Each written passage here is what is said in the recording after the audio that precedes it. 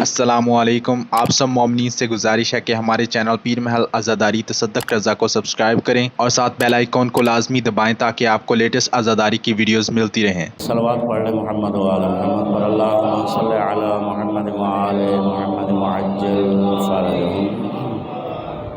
एक बंदा आया रसूल कायनात सल्लल्लाहु अलैहि वसल्लम के पास और अर्ज़ की, या रसूलल्लाह, अगर मुझे पता चले कि कल मेरी मौत है, कल आखिरी सातें हैं मेरी, कल मौत है, कोई ऐसा अमल तालीम फरमाएं कि जो मरने के बाद मेरे लिए ज़्यादा फ़ायदा मंद हो, सबसे ज़्यादा। अब आखिर है ज़िंदगी की, तो ज़ाहिर है कि सोचा होगा या कुरान करीम की तिलावत या नमाज तहज्जुद या कोई तस्बीह बयान फरमाएंगे या कुछ ऐसा।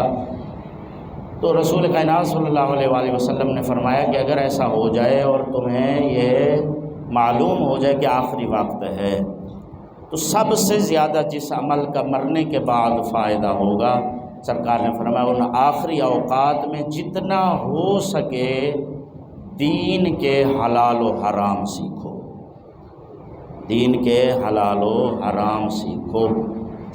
इस अमल का मरने के बाद ज़्यादा फ़ायदा हो, सबसे ज़्यादा बड़ा अमल यही है। हत्ता कि फरमाया गया, हदीस से साबित है कि तिलावत कुरान करीम से भी ज़्यादा सवाब मसाइल दीन के सीखने समझने में है। मसाइल दीन जो है तिलावत से भी ज़्यादा सवाब रखता है।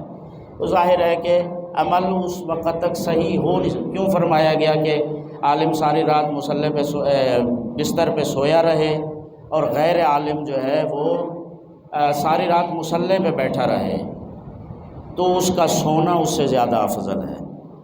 हदीस मासूम है। उसकी वजह क्या है? वजह यही फरमाई गई क्योंकि वो इल्म के साथ सो रहा है, मारिफत के साथ सो रहा है, और गैर आलिम जो है वो खाली इबादत ही करता जा रहा है, उसके पास इल्म मारिफत नहीं है।